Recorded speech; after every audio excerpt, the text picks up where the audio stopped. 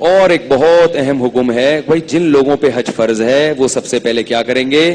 حج کریں گے. بہت سے لوگوں پہ حج فرض ہوتا ہے، اس کو ڈیلے کرتے رہتے ہیں. نبی نے کیا فرمایا؟ روایت میں آتا ہے کہ جو حج کے بغیر مر جائے نا، حج فرض تھا تو وہ یہودی ہو کے مرے، نصرانی ہو کے مرے، مجھے اس کی کوئی پرواہ نہیں.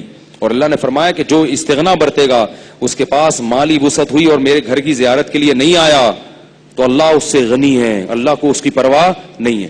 اللہ کو اپنا گھر ایسا ہی لگتا ہے جیسے آپ کسی گاؤں سے گھر پہنچے اور آپ کے ابا کا گھر ہو کوئی، ٹھیک ہے نا. آپ جب امریکہ سے آئے اور ہوتے ہوتے اپنے گاؤں میں پہنچے تو ابا اماں کے گھر سب سے پہلے جاؤ گے نا. آپ ابا اماں کے نہیں گئے، چاچے کے جا رہے ہو، ماموں کے جا رہے ہو، دوست کے جا رہے ہو، اور ابا اماں کے گھر آئے بغیر واپس امریکہ چلے گئے اور ان کو فون پہ کہہ رہے ہیں ایکچولی ٹائم نہیں ملا تھا، میں آیا تھا ڈیڈی پاپا، میں آیا تھا. وہ باپ کو کتنا غصہ آئے گا، تو میرے گھر نہیں آیا یار. تو اس سے زیادہ غضب کس کو آتا ہے؟ اللہ کو. پوری دنیا میں ہر جگہ چلے گئے، امریکہ جانے کا بھی شوق ہے، برطانیہ جانے کا بھی شوق ہے، سوئٹزرلینڈ کا ویزا بھی چاہتے ہو، اور جناب ایبٹ آباد گھومنے کا بھی شوق، اور جناب مری گھومنے کا بھی شوق. ہر جگہ تمہیں جانے کا شوق ہے. جس خدا نے بنایا اس کا کتنا بڑا احسان ہے، اس نے اپنا گھر بھی بنا دیا کہ تاکہ مجھ سے عشق کرنے والے اپنی محبت کی پیاس کو اس طرح سے بجھا سکیں. ورنہ اللہ اپنا گھر زمین پہ نہ بناتا تو ہم کس کے گھر کی دیواروں کو جا کے چومتے، کس کے غلاف کو پکڑتے، کس کے دروازے پہ ناک رگڑتے.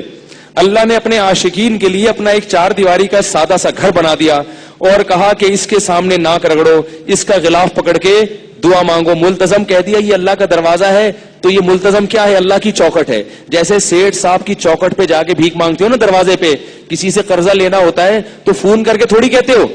بیکاری کو دیکھا کبھی کہ وہ فون پہ کہہ رہا ہو یار اتنے روپے چاہیے؟ بیکاری آپ کے گھر کا دروازہ کھٹکھٹائے گا اور پھر بڑی لجاجت سے جھکے گا، اپنی حاجت بیان کرے گا. تو اللہ نے کہا مجھ سے مانگنا کیا ہے، کس طرح سے مانگنا ہے؟ میرے گھر آؤ اور ملتزم پہ اپنا رخسار رکھ کے اور اس کے غلاف کو پکڑ کے مجھ سے بھیک مانگو.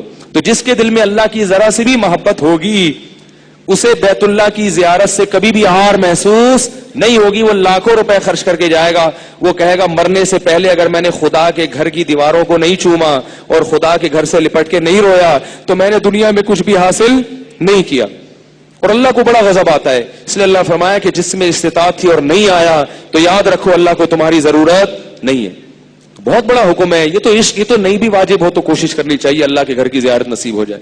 اللہ تعالی ہم سب کو قرآن کے تمام احکام کو فالو کرنے کی توفیق عطا فرمائے، اور ہم سے اس میں جو کمی کوتاہیاں ہوئی اللہ ان سب کو معاف فرمائے، اور ہمیں بار بار مسجدوں میں آنے کی توفیق اللہ تعالی نصیب فرمائے. سبحانک اللہم و بحمدک، نشہد ان لا الہ الا انت، نستغفرک و نتوب الیک.